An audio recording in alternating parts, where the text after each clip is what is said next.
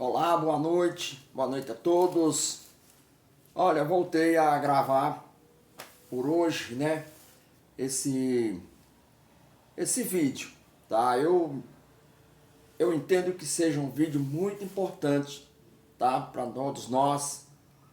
Hoje é um dia que finaliza o mês de setembro e nós acompanhamos durante todo o mês as palestras, muitas bate-papos sobre o Setembro Amarelo. Hoje no meu ambiente de trabalho, eu conversando com algumas pessoas, eu disse que eu não iria deixar passar esse dia sem gravar um vídeo. Porque esse setembro é um mês meio atípico das coisas, entenderam? E eu quero aqui com muita naturalidade falar com vocês sobre esse último dia de setembro. Amanhã já é outro dia, já começa o mês de outubro.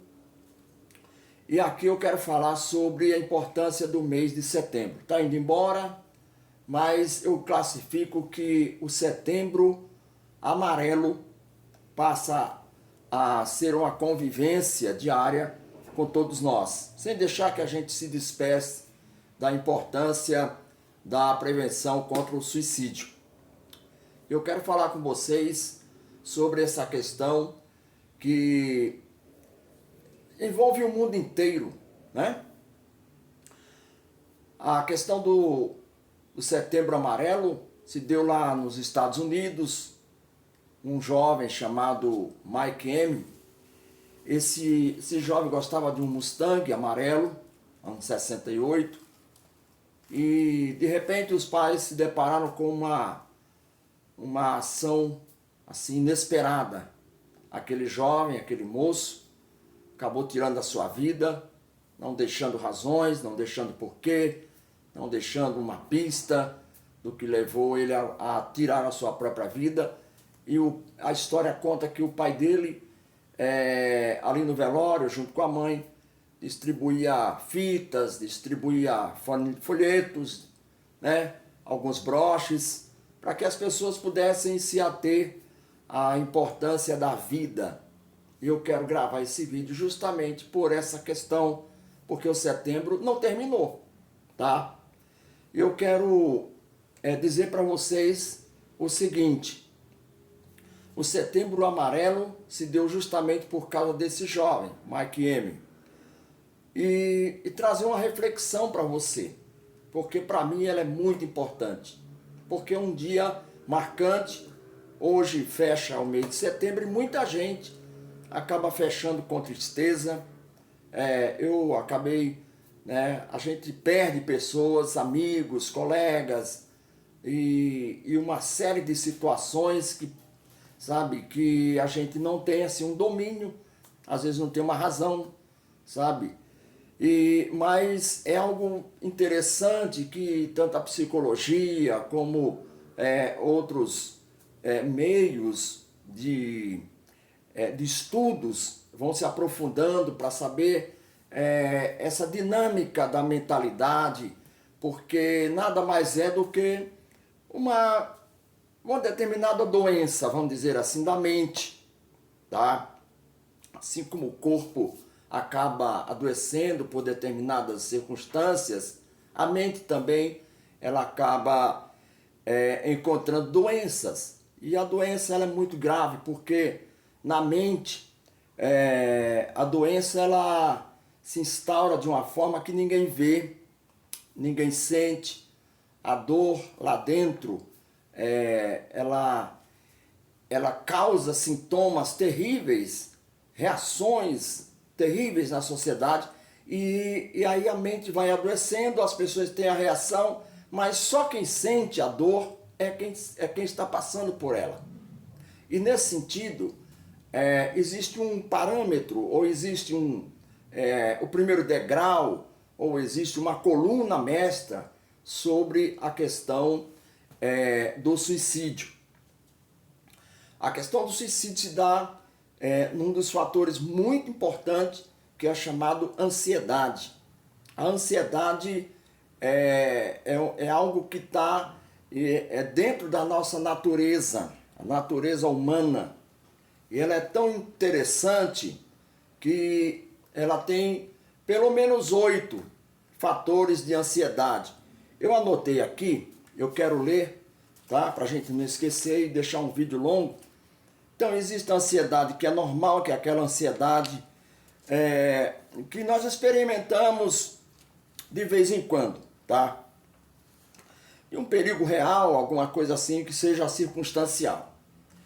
Segundo, a neurótica, que envolve sensações, né, de extremas exagerado, vamos dizer assim, importância do terror, mesmo quando o perigo é mínimo, mas aí a mente ela amplia a situação. Terceiro é a moderada, né, que pode ser desejada e até salutar. A moderada é aquela que faz a gente dizer, olha, vou ter conta para pagar, vou ter uma viagem para fazer, vou ter alguma coisa que guardar um dinheiro e eu preciso trabalhar. Então a gente levanta cedo, vai trabalhar, a gente gasta ou ganha o nosso dinheiro e a gente envolve dinheiro em determinadas canais que a gente precisa. Essa é a moderada, que faz a gente, sabe, ter ânimo. Quarto é a intensa, que é aquela que é estressante. Ela pode diminuir a nossa capacidade, a capacidade de resolver problemas. Ele diminui o nível de atenção, dificulta a concentração, provoca esquecimento, o baixo nível de desempenho, bloqueia a eficiência de comunicação, gera pânico e às vezes provoca desagradáveis sintomas físicos, tais como taquicardia, paralisias, intensas dores de cabeça. Essa é a ansiedade intensa. A aguda se instala, que é a quinta, ela se instala rapidamente, mas tem curta duração, podendo ser intensa ou não. Ela representa uma resposta a alguma ameaça, se manifesta algumas vezes com estado de excitação. Sexto lugar é a crônica, que é aquela contínua, permanente, enraizada. Ela é vista em pessoas que parecem estar sempre preocupadas. Frequentemente, ela acaba provocando doenças físicas, porque o corpo não pode funcionar bem quando permanece constantemente tenso e agitado. Sabe, a gente vê muito isso, principalmente nas grandes cidades, como aqui em São Paulo, é uma frenesia imensa, então o povo já anda meio nervoso, né, neurótico, e as coisas tendem a criar um barril de pólvora, parece que vai a qualquer momento vai explodir. Se você não tiver aqui um grau de equilíbrio, de calma, né, de leveza na vida, então você vai confrontar com pessoas que já vêm com esse grau de agressividade que muitas vezes está, na maioria das vezes está relacionado com essa ansiedade, que ela é a ansiedade crônica. Aí vem o transtorno do estresse pós-traumático, o estresse intenso, como gera a guerra, gera os estupros, né, o terrorismo, o sequestro e etc. Então isso aí é um transtorno de estresse pós-traumático. E por último, a síndrome do pânico. Essa é grave demais, sabe? Essa é gravíssima. É um ataque de pânico repentino, aterrorizante, extremamente violento, geralmente sem qualquer aviso, sabe? Então, são fatores. E se eu estender muito, o vídeo vai ficar muito longo. Eu quero aqui dizer que existem outros leques, outras situações que a gente pode conversar depois. Mas eu quero focar também num ponto muito interessante. Qual é? É a ansiedade que é falada há 2000 anos atrás, certo? Então, eu separei aqui pelo menos 3 homens que falaram sobre a ansiedade, a preocupação por ela. Eu quero citar esses 3 nomes muito importantes, sabe, para o mundo inteiro, porque são nomes que, sabe, aquele nome permanente, aquele nome que nunca vai sair. Então, o primeiro que eu quero citar é o apóstolo Paulo. Filipenses, no capítulo 4, o apóstolo Paulo, ele diz algo muito interessante. Ele diz assim, ó, não andeis ansiosos de coisa alguma.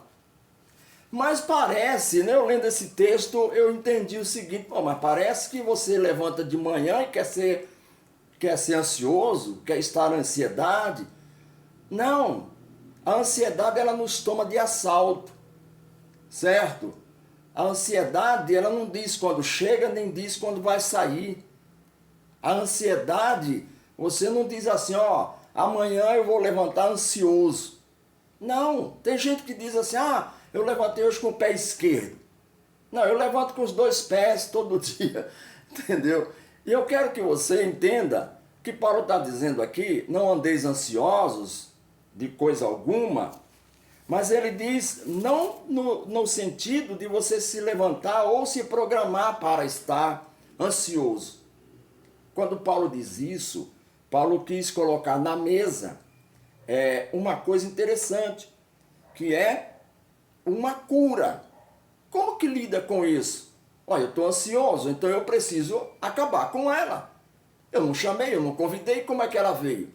Ela veio te tomar de assalto. Porque ela vem aonde? Ela vem na mente. Ela vem no teu pensamento. E aí é você que vai agora dominar, ou você vai se deixar dominar por ela. Amém? Eu quero falar com você sobre isso, que Paulo diz, não andeis ansiosos de coisa alguma. Filipenses 4, 6. Em tudo, porém, sejam conhecidas diante de Deus as vossas petições pela oração, pela súplica e pela ação de graça. Mas eu não sei falar com Deus, eu não sei orar. Meu amigo, minha amiga, meu jovem, pode ser quem for. Você não precisa ser um religioso, você não precisa estar numa igreja. Se você for um ateu, você só reconheça que Deus, ou que você, não, eu sou um ateu, graças a Deus. Você reconheça apenas em si que alguém projetou você, que você é importante. Somente isso. E dê graças a Deus em tudo. Dê graças a Deus em tudo. Se você não sabe falar o nome de Jesus, se você não sabe falar o nome de Deus, se você vai numa igreja, se você não vai, isso não faz nenhuma diferença. E eu digo por quê?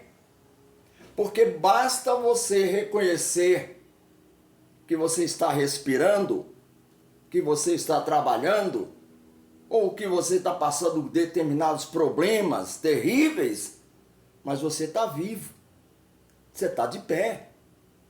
E aí, quando você está de pé, você se fortaleça e dizer, eu posso sair desse problema. É isso que Paulo está dizendo. Seja conhecidas diante de Deus. Seja conhecidas. E aqui ele diz o seguinte, e a paz de Deus, que excede todo entendimento, guardará o vosso coração e a vossa mente aonde? Em Cristo Jesus. Mas e agora? Qual é o segundo personagem? Que eu quero dizer para você, o segundo personagem é Pedro. Apóstolo Pedro, tá? Na primeira carta, lá no finalzinho da primeira carta, a Epístola de Pedro, no capítulo 5, ele manda um recado para os jovens. E aí você chega para 2000 anos depois, você chega para a nossa linha do tempo, de espaço-tempo, você chega nessa linha e você fala, cara, mas como é que pode? O cara falar isso há 2000 anos atrás. Olha, quanta geração já se passaram, né? Quantas guerras já existiram, né? Pandemias, situações horríveis, né? E você olha assim e fala, meu Deus, como é que pode o cara falar uma coisa dessa, né? Parece que nós estamos vivendo isso hoje, parece que ele escreveu, Pedro, parece que escreveu isso hoje. E eu quero dizer para você que ele não escreveu por causa do tempo, ele escreveu por causa da natureza humana. Nós somos imperfeitos. Nós somos ansiosos por natureza. E aqui ele vai mandar um conselho para os jovens, que hoje, olha, nós estamos no dia 30 de setembro de 2025. Guarda essa data. 30 de setembro de 2025. As clínicas de psiquiatria estão superlotadas de pais que levam os filhos porque eles estão ansiosos. E a ansiedade, ela não tem idade. Remou, né? Ansiedade não tem idade. Ela pega uma criança, jovem, adolescente. E aí é todo mundo que é envolvido nesse negócio. Por quê? Porque a maioria do ser humano, todos nós, vamos dizer assim, nós costumamos fazer paralelismo com as coisas. A gente compara, eu me comparo com fulano de tal. Acho que ele é o top das galáxias. Aí eu só acho que ele é. Dizem por aí que a grama do vizinho é sempre mais verde do que a nossa. E na realidade a ansiedade leva a isso. Fulano tem uma casa, eu não tenho. Fulano tem um carro, eu não tenho. Fulano ganha uma grana legal, eu não consigo. Fulano passeia todo mês e eu não saio de casa. Mas não sei o quê. Quando você compara com alguém, você sempre está abaixo daquela pessoa. Você já pensou isso ou não? O Salmo 72 diz assim: eu quase me desviei por ver a prosperidade do ímpio, porque eu estou sempre te servindo. O ímpio não sofre dor, não sofre problema, e eu que sirvo ao Senhor, olha aqui, estou sempre na pior. Mas não é isso. Não se compare. Não se compare. Por quê? Porque você é especial. Você é singular. A vida é sua, não é do outro. O outro nem está pensando nem em você. Como que eu posso dizer? Mas se liga, irmão. Então você tem que ser você. Quem tem que prestar conta dos seus atos é você. Então ele diz aqui, recado para os jovens, porque tem muito jovem ansioso. Mas é ansioso crônico, ansioso agudo, aquela ansiedade que está no limite do estresse. E você sabe por que eu quero dizer mais uma? A internet, todo mundo vai para a internet, vai no banheiro, está dando risada, vai no elevador, tá entrando no elevador, está dando risada, está na praia, está normal. Mas, poxa vida, isso é uma fantasia. Mas a realidade muitas vezes é outra. Entendeu? E aqui ele diz assim, capítulo 5, versículo 5 em diante, da primeira carta de Pedro. Ele diz assim, rogo-vos igualmente aos jovens, sede submisso aos que são mais velhos, outros sim, no trato de uns para com os outros. Cingi-vos todos de humildade, porque Deus resiste o soberbo, contudo, dá graça aos humildes. Humilhai-vos, portanto, sob a poderosa mão de Deus, para que ele, no tempo oportuno, vos exalte, lançando sobre ele toda a vossa ansiedade, porque ele tem cuidado de vós. Eu já me vi ansioso. Eu tinha um nó na garganta de tanta ansiedade. E aí um dia, tudo isso caiu por terra. A minha mente foi curada. Eu vou dizer daqui a pouquinho, tá bom? Então ele diz aqui, sede sóbrio, vigilantes. O diabo, vosso adversário, anda em derredor como um leão que ruge procurando alguém para que possa tragar, devorar. Resistir-lhe firme na fé, certo de que sofrimentos iguais aos vossos estão se cumprindo a vossa irmandade espalhada pelo mundo. Ora, o Deus de toda graça, que em Cristo vos chamou à eterna glória, depois de teres sofrido por um pouco, ele mesmo vos há de aperfeiçoar, firmar, fortalecer e fundamentar. Então, há uma saída. E a saída não é o suicídio. Porque o suicídio é como se fosse uma fuga. Ah, eu não tenho mais como resolver, eu não tenho como sair dessa situação, eu estou num beco sem saída e eu, vou mamar. Ah, não é assim. Tá? Então, Deus tem saída. E eu quero fechar para dizer do terceiro homem tão importante. E não podia ser outra pessoa, a maior de todas, o nome que está sobre todo nome, chama-se Jesus Cristo. No início ali do seu ministério, né, até dentro do Sermão da Montanha, vamos dizer assim, né, Jesus ele fala muito sobre ansiedade. Ele podia ter falado de outras coisas, mas ele fala sobre ansiedade, porque é o que permeia o ser humano. Tá? Então ele diz: por isso eu vos digo, não andeis ansiosos pela vossa vida, quanto ao vez de comer e de beber, nem pelo corpo, quanto à vez de vestir. Não é a vida mais do que o alimento, o corpo mais do que as vestes? Observai as aves dos céus, não semeiam, não colhem, nem ajuntem celeiros, contudo vosso Pai Celestial alimenta. Porventura não valeis mais do que as aves?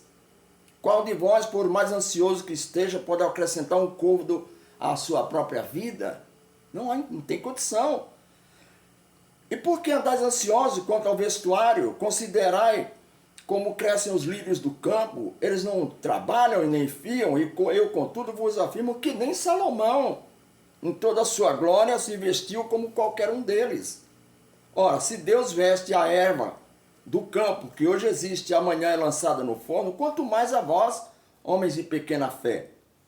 Portanto, não vos inquieteis dizendo que comeremos, que beberemos ou que vestiremos. Você vê que são coisas importantes na nossa vida, que como é que você vai viver sem comer? Você vai viver sem beber? Você vai viver sem roupa para vestir? Não, mas tudo isso está dentro daquilo que Deus quer que você não se preocupe. Ah, mas então não vou trabalhar. Não, vai. Vai, porque tem aquela ansiedade, que é aquela ansiedade moderada. Vai trabalhar.